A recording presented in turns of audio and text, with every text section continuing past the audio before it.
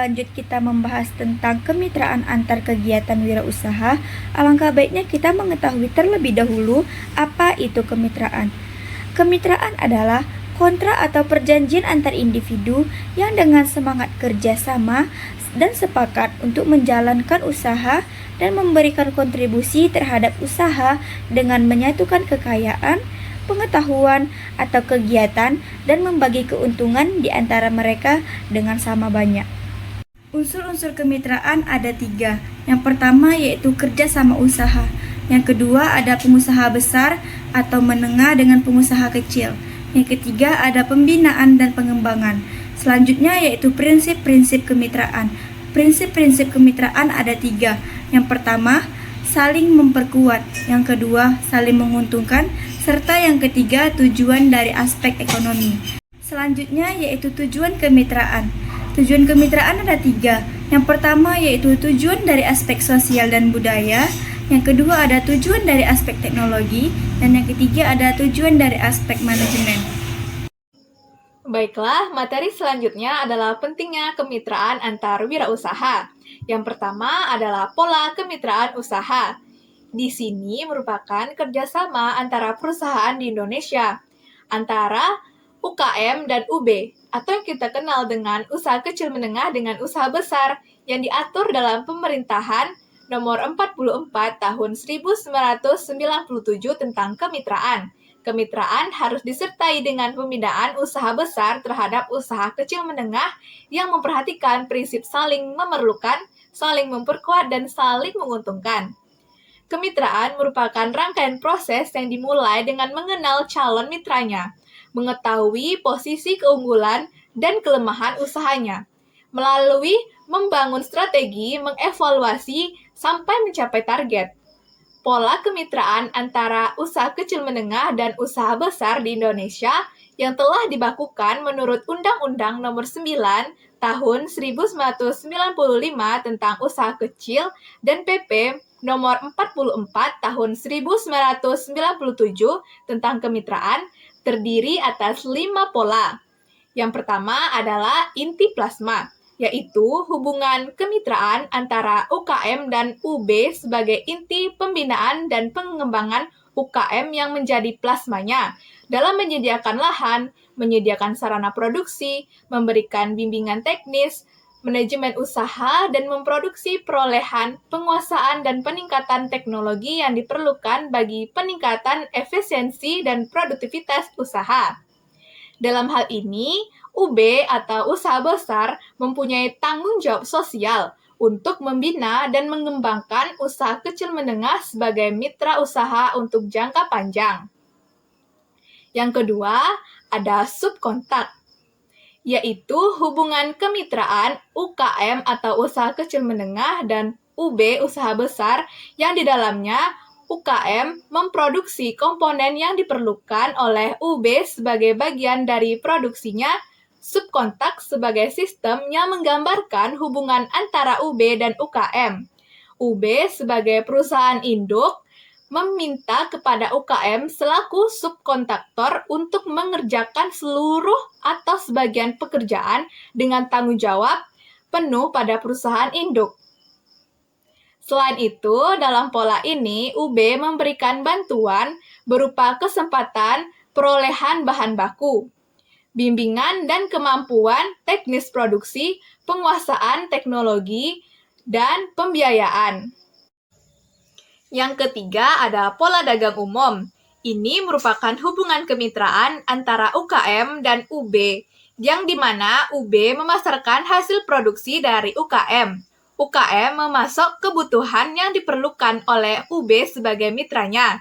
Dalam pola ini, UB memasarkan produk atau menerima pasokan dari UKM untuk memenuhi kebutuhan yang diperlukan oleh UB. Yang keempat ada pola keagenan.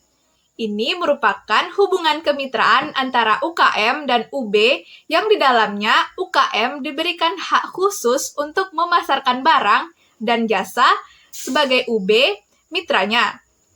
Pola keagenan merupakan hubungan kemitraan di mana pihak prinsipal memproduksi atau meminta sesuatu, sedangkan pihak lain atau agen bertindak sebagai pihak yang menjalankan bisnis tersebut dan menghubungkan produk yang bersangkutan langsung dengan pihak ketiga. Yang kelima ada warabala. Warabala ini merupakan hubungan kemitraan yang di dalamnya pemberi warabala memberikan hak pengguna lisensi, merek dagang, dan saluran distribusi pengusahaan kepada penerima warabala dengan disertai bantuan bimbingan manajemen. Dalam pola ini, UB yang bertindak sebagai pemberi warabala menyediakan, menjamin, dan diajukan oleh UKM sebagai penerima warabala kepada pihak ketiga. Yang kedua ada kemitraan sebagai strategi kewirausahaan. Dalam persaingan global yang semakin ketat ini, kewirausahaan merupakan solusi yang tepat untuk memanfaatkan berbagai peluang ekonomi yang berskala kecil ataupun menengah di Indonesia. Kemitraan, koperasi, dan usaha kecil ataupun menengah berupaya memfasilitasi kegiatan-kegiatan ekonomi berskala kecil dan menengah dengan harapan peluang-peluang usaha yang ada dapat dimanfaatkan secara maksimal untuk meningkatkan taraf ekonomi masyarakat. Saat ini, kemitraan sudah menjadi strategi wirausaha untuk menciptakan dan meningkatkan daya saing perusahaan. Strategi adalah komitmen dan tindakan yang diambil oleh perusahaan untuk mengembangkan dan memanfaatkan keunggulan kompetitifnya atau daya saing pasar. Apabila dilaksanakan dengan berhasil, strategi ini akan menciptakan perusahaan yang mampu memanfaatkan sumber dayanya secara efektif dan efisien. Nah, materi yang ketiga yang akan kita pelajari adalah bentuk-bentuk kemitraan antar wirausaha. Dasar dilakukannya kemitraan adalah kebutuhan yang dirasakan oleh pihak yang bermitra. Persoalan internal dan eksternal yang dihadapi dalam pengembangan agribisnis, kegiatan yang dijalankan dapat memberikan manfaat nyata yang bersifat mutual benefit bagi pihak-pihak yang bermitra. Yang pertama ada kemitraan vertikal. Kemitraan vertikal ini merupakan strategi perusahaan dengan membagi ke bawah unit dalam mata rantai produksi, perdagangan. Pola dari kemitraan vertikal yaitu ada 4. Pertama adalah pola inti plasma atau PIR, yaitu pola penghela dan pola pengelola. Yang kedua adalah pola subkontak. Yang ketiga adalah pola dagang umum dan yang keempat adalah pola warabala. Semua ini telah dijelaskan. Yang kedua ada kemitraan horizontal. Kemitraan horizontal adalah upaya pihak-pihak yang bermitra dengan membagi beban-beban tertentu yang merendahkan daya saing untuk menghadapi bersama para pesaing. Hal-hal yang termasuk kemitraan horizontal yaitu ada 3. Yang pertama adalah ikatan tindakan meningkatkan nilai tambah. Yang kedua adalah ikatan konsultasi atau bantuan teknis. Yang ketiga adalah ikatan kompetitor. Kemitraan yang ketiga adalah kemitraan agribisnis dengan bentuk ikatan. Ada 7. Yang pertama adalah merek dagang bersama. Kedua, memasang iklan bersama. Ketiga, melakukan promosi bersama. Keempat, saling dukung produksi. Kelima, jual grosir. Keenam, kantor pemasaran bersama. Ketujuh, penyaluran bersama. Ke-8, jaringan servis bersama. 9, kantor dan angkutan penjualan bersama. Yang keempat adalah kemitraan produksi dengan bentuk ikatan. Terdiri atas 4. Yang pertama adalah sistem logistik bersama. Yang kedua, memakai komponen produksi bersama. Yang ketiga, penggunaan fasilitas transportasi bersama. Yang keempat, kontrol kualitas bersama. Nah, jadi proses dari adanya pengembangan kemitraan adalah membangun hubungan dengan calon mitra, mengerti kondisi bisnis pihak yang bermitra, mengembangkan strategi dan menilai detail bisnis pengembangan program, memulai pelaksanaan, memonitor, dan mengevaluasi perkembangan. Selanjutnya ada jejaring usaha dan negosiasi. Yang pertama, jejaring bisnis. Jejaring bisnis mempunyai ciri adanya hubungan bisnis jangka panjang yang didasarkan pada asas tolong-menolong dan saling percaya.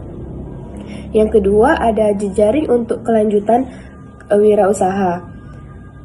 Asta Moen pada tahun 2005 mengatakan bahwa sebuah jejaring dibentuk oleh hubungan-hubungan pribadi dan organisasi. Asta Moen pada tahun 2005 mengatakan bahwa jejaring terdiri atas dua kategori, yaitu networking, terencana atau strategis, dan not working, yang tidak terencana. Yang ketiga ada negosiasi. Negosiasi merupakan pertemuan antara dua orang atau kubu yang masing-masing berada di posisi yang sesuai dengan kepentingan masing-masing. Dengan tujuan mendapatkan kepuasan yang diharapkan, negosiasi merupakan metode untuk mencapai perjanjian dengan unsur-unsur kooperatif dan komparatif. Adapun persyaratan dalam melakukan negosiasi. Yang pertama, adanya isu yang jelas dari pihak-pihak berkepentingan dan yang perlu dinegosiasikan. Yang kedua, adanya kemauan untuk mengambil dan memberi. Yang ketiga, adanya kepercayaan satu sama lain. Yang keempat, setiap pelaku negosiasi mempunyai wewenang yang cukup untuk mengikat dan terlihat dalam negosiasi tersebut. Pendekatan umum negosiasi dalam pelaksanaannya terdapat dua pola, yaitu yang pertama perang tawar-menawar. Usaha menggunakan kekuatan dalam memperjuangkan kepentingan yang bertentangan. Yang kedua ada pemecahan masalah bersama.